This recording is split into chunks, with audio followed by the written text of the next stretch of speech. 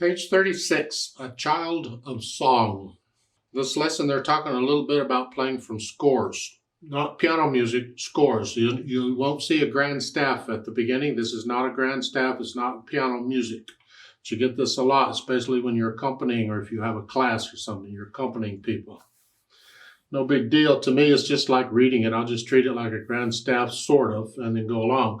But it depends on who is, see, this is for somebody singing it because there's words here. So it depends on who's singing it. For instance, it looks like the melodies in the top, that would be the sopranos or whoever is singing it. Could be guys singing it. I don't know. It could be tenors that do it. It doesn't matter. But it's your up. But it could be up here. If it's guys, then you have to take it down an octave. You just take it down. Regardless of what the clef signs are, you adjust according to the ensemble. So same basic idea on approaching this as approaching anything else. You look it over, it's 3 lines long.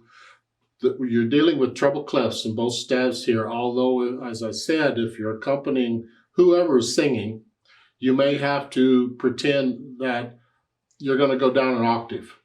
I would say transpose it to bass clef staffs, but that just don't. Just read it in treble clef. Just pretend middle C goes somewhere else. Pretend middle C's down here, or something like that, and just keep reading it as treble clef. And 1 flat, which is F major or D minor, and generally speaking, it'll tell you the last day is here. I guess we're in D minor. You can hear it because the harmony in a major key is kind of a bright, happy, and in a minor key, it's more of a, so you can kind of get an idea of is it major or minor as you go through it. And a 3/4 time signature, and I'm just going to play the first time.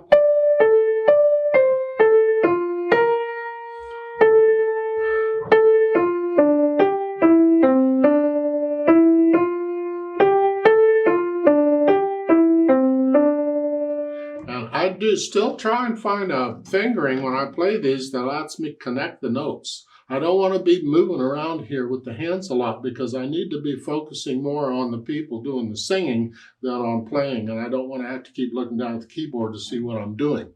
So I played this and did a fingering here that allows me to connect all the notes. And after the rest, you can lift up and come down.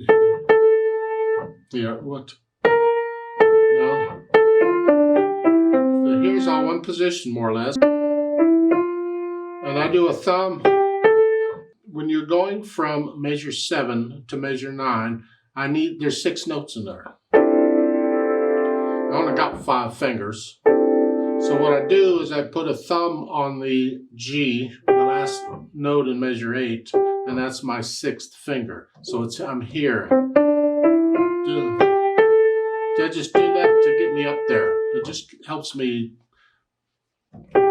stay attached to the keyboard.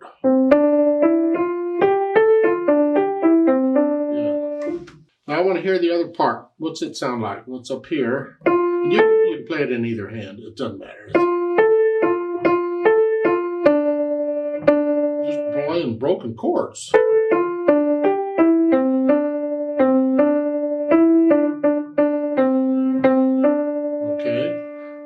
Then I'll attempt to put them together. Now this is where it can get tricky because sometimes you're playing the same note. It simply means they're singing the same note. That's all. Either hand can play it. I usually let the melody play it because the melody needs to flow. I want to feel the melody. So it's here. So I'll let the right hand play. Both of them are here. Now both voices are in unison. And then here.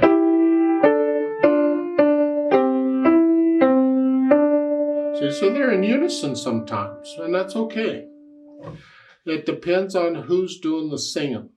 If you have sopranos and altos, ladies up here, or little kids whose voices haven't changed yet, they're up here. That's fine, you're all up here. But if you have guys doing it and their voices are lower, it's down here. You're going to do down here.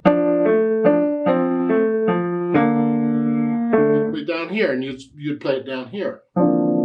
If you had women singing the top and men singing the bottom, then I'd spread it out. The women are up here, the men are down here, and you do it here. Here, now you can play them all.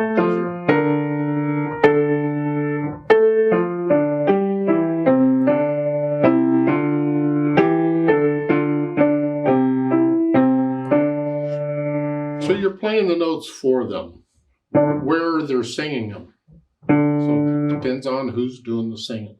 And it can get a lot. I mean, you get into 4-part and 8-part stuff on choral music, and there's no piano, or there could be a piano score, but it's different. The piano part is different than what they're singing. And as you're learning it, you got to play what they're singing to give them a chance to learn it. And then you can do so you're reading from the score of voices coming in rather than the piano part. And that's sort of what this is. They're starting out simple with just 2 parts, but it can get more than that, and I'm sure it will as we go through the book.